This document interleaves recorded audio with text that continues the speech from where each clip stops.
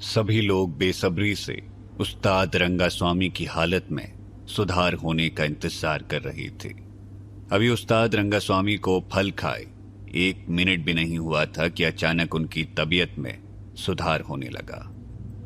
देखते ही देखते उनकी रूखी और बेजान त्वचा मुलायम और चमकदार होने लगी और उनकी उखड़ती हुई सांसें सामान्य गति से चलने लगी। कुछ ही समय बाद उस्ताद रंगास्वामी ने अपनी आंखें खोली और आश्चर्यचकित होते हुए अपने हाथों और पैरों को स्वस्थ होते हुए देखने लगे। उनकी हालत में सुधार होते ही नंदिनी ने चहकते हुए आगे बढ़कर कहा, भगवान का लाख लाख शुक्र है दादाजी, आप ठीक हो गए। नंदिनी के बगल में खड़े छोटे उस्ताद के चेहरे पर भी खुशी की लहर दौड़ गई। उसने पूरे जोश से तेज आवाज में आयुर्वेदाचार्य चंद्रास्वामी की तारीफ करते हुए कहा, वैद्यराज, आप तो सच में भगवान का रूप हैं। आपने हमारे दादाजी की जान बचाकर पूरे स्वामी खानदान पर बहुत बड़ा एहसान किया है। मैं आप पर रुपयों की बारिश कर दूंगा, आपका मुंह मोतियों से भर दूंगा और आपको सोने में तौल दूंगा। उस्ताद रंगास्वामी की हालत में सुधार आते ही चंद्रास्वामी ने भी चैन की सांस ली और छोटे उस्ताद की बात का जवाब देते हुए कहा, आप तो मुझे शर्मिंदा कर रहे हैं छोटे उस्ताद। उस्ताद रंगास्वामी का इलाज मैंने आपके 3 करोड़ रुपए के इनाम के लालच में थोड़ी ना किया है। मैंने तो ये सब स्वामी खानदान का पुराना दोस्त होने के नाते किया है। चंद्रास्वामी की बात सुनकर छोटे उस्ताद ने हंसते हुए कहा, बिल्कुल वैद्यराज, आपने सच में दोस्ती का फर्ज निभाया है। आज से ये स्वामी खानदान आपकी दोस्ती का कर्जदार हो गया। उस कमरे में मौजूद हर शख्स उस्ताद रंगास्वामी की तबीयत ठीक हो जाने का जश्न मना रहा था, लेकिन तभी अचानक उस्ताद रंगास्वामी का शरीर बुरी तरह से कांपने लगा और दर्द से कराहते हुए उनकी चीख निकल गई। आह! उस चीख के साथ ही उस्ताद रंगास्वामी के मुंह से खून का फव्वारा बहने लगा। देखते ही देखते उनकी गुलाबी और चमकदार त्वचा झुलसकर सुर्ख लाल होने लगी। उनका पूरा शरीर पसीने से तरबतर हो गया और वो दर्द से छटपटाने लगे। ये देखकर वहां खड़े सभी लोग घबरा गए और चंद्रास्वामी की तो जैसे सांस ही उसके हलक में अटक गई। अपने दादा को इस तरह दर्द से कराहते देखकर छोटे उस्ताद के चेहरे का रंग उड़ गया। उसने आयुर्वेदाचार्य चंद्रास्वामी का गिरेबान पकड़कर चिल्लाते हुए कहा, ये सब क्या हो रहा है? मेरे दादाजी को क्या हुआ है? लेकिन चंद्रास्वामी तो कुछ समझ पाने की हालत में ही नहीं था।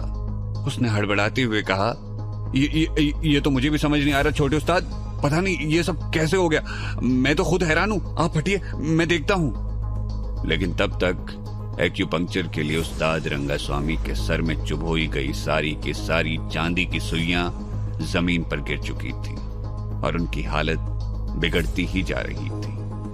उन्हें देखकर चंद्रास्वामी के हाथ पांव फूलने लगे। उनकी तो ये सोच सोचकर ही जान निकली जा रही थी कि अगर स्वामी खानदान के कर्ता धर्ता उस्ताद रंगास्वामी को कुछ हो गया तो उसका क्या होगा। चंद्रास्वामी की हड़बड़ाहट देखकर छोटे उस्ताद ने गुस्से में उसके गाल पर 2 जोरदार तमाचे जड़ दिए और उसके पेट में एक लात जमाकर चिल्लाते हुए कहा, हराम खोर, जाहिल नीम हकीम, अगर तेरी लापरवाही की वजह से मेरे दादाजी को कुछ हुआ ना तो मैं तुझे भी जिंदा नहीं छोड़ूंगा। छोटे उस्ताद कलरी पाइटू के माहिर उस्ताद थे और उनके वार को सहने की ताकत चंद्रास्वामी में नहीं थी। इसीलिए वो मार पड़ते ही दर्द से कराहता हुआ जमीन पर गिर पड़ा। लेकिन इससे पहले कि छोटे उस्ताद उसे और चोट पहुंचाते, उसने कुछ सोचते हुए चिल्लाकर कहा, शिवा, हो ना हो ये उस शिवा का किया धरा है। अब मुझे समझ आया कि वो ऐसा क्यों कह रहा था। जरूर उसने मुझे नीचा दिखाने के लिए इन फलों के साथ छेड़छाड़ की है। अपने दादाजी को इस तरह दर्द से कराहता देखकर नंदिनी की हालत भी खराब हो गई। उसने जल्दी से शिवा के पीछे जाते हुए कहा, आप सब यहीं रुकिए, मैं अभी उसे वापस लेकर आती हूं। जैसे ही नंदिनी उस कमरे से बाहर निकली तो उसने शिवा को वहां से बाहर जाते हुए देखा। नंदिनी ने दूर से ही शिवा को रोकने के लिए चिल्लाते हुए कहा, शिवा रुको, शिवा वो दिव्य फल टेबल पर रखकर उस कमरे से बाहर निकल आया था। हॉल में कुछ देर इंतजार कराने के बाद गार्ड्स ने उसे इनाम के 1 करोड़ रुपए का बैंक कार्ड थमा दिया था और वो बस जा ही रहा था कि उसे पीछे से नंदिनी के चिल्लाने की आवाज सुनाई दी। उसने बिना पीछे मुड़े ही नंदिनी से कहा, अब क्या है? नंदिनी ने वहीं से चिल्लाते हुए कहा, मत जाओ प्लीज, अंदर कुछ हुआ है, तुम अभी मेरे साथ वापस चलो। नंदिनी की बात सुनते ही शिवा के चेहरे पर मुस्कुराहट आ गई। वो समझ गया कि अंदर क्या हुआ होगा। हालांकि अंदर जो कुछ भी हुआ था वो उसकी उम्मीद से कहीं ज्यादा जल्दी हो गया था। शिवा ने ताना मारते हुए नंदिनी से कहा, ओह, तो क्या तुम मुझ जैसे नकारा और बेवकूफ लड़के से मदद की भीख मांग रही हो? शिवा की बात सुनकर नंदिनी ने झुंझलाते हुए हाथ जोड़कर कहा, हाँ हाँ हाँ, मैं तुमसे भीख मांगती हूँ, प्लीज मेरे साथ अंदर चलो। अगर मेरे दादाजी को कुछ हो गया ना तो तुम भी यहां से बाहर नहीं निकल पाओगे, समझे?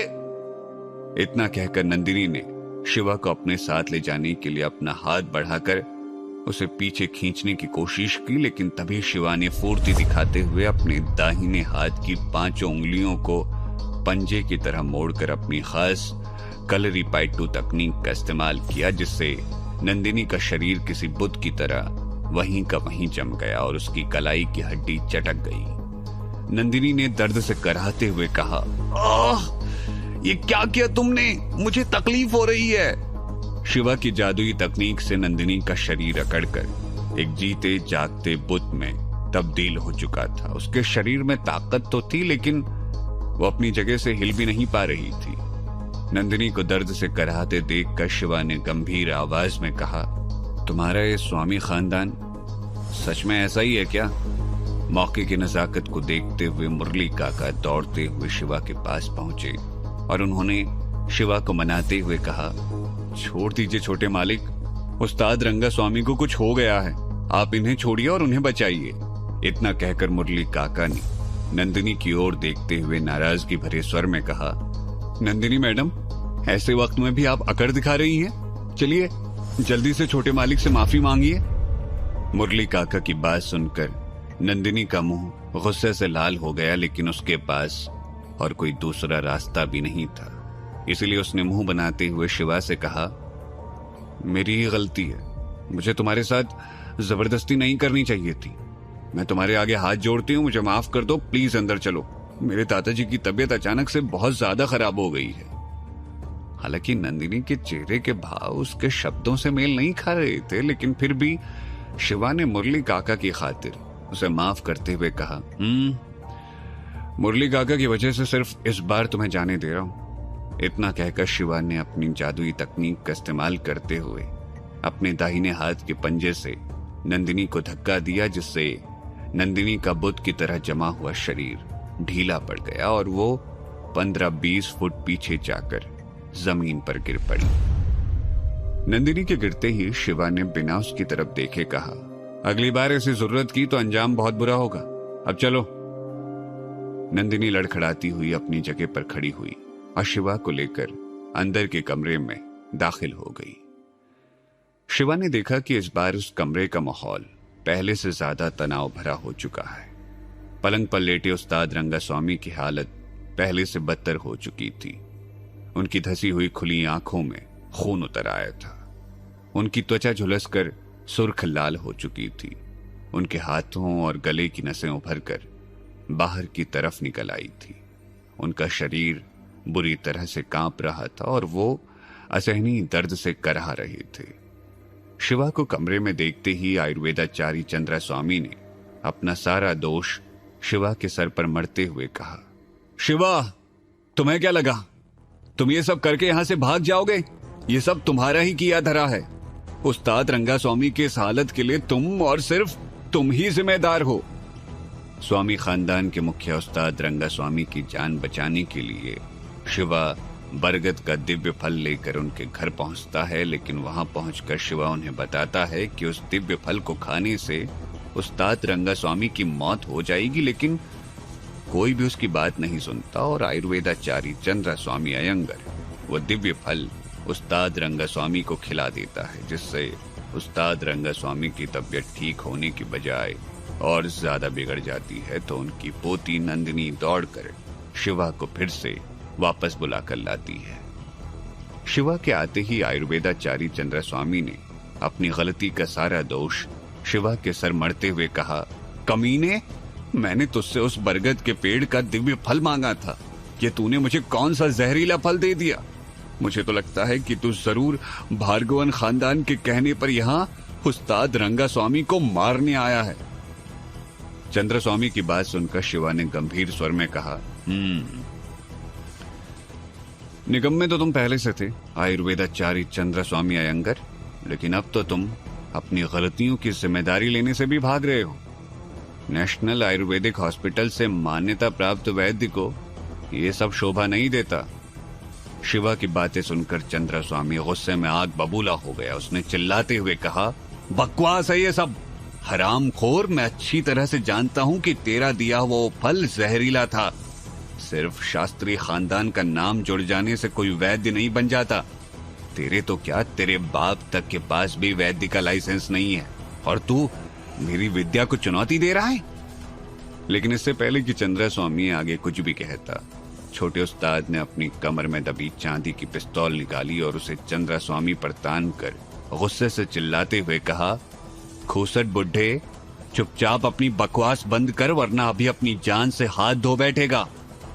इतना कहकर छोटे उस्ताद ने शिवा की ओर देखा और बड़ी ही विनम्रता से कहा, शिवा, देखो ना मेरे दादाजी को क्या हुआ है, क्या तुम इनकी जान बचा सकते हो?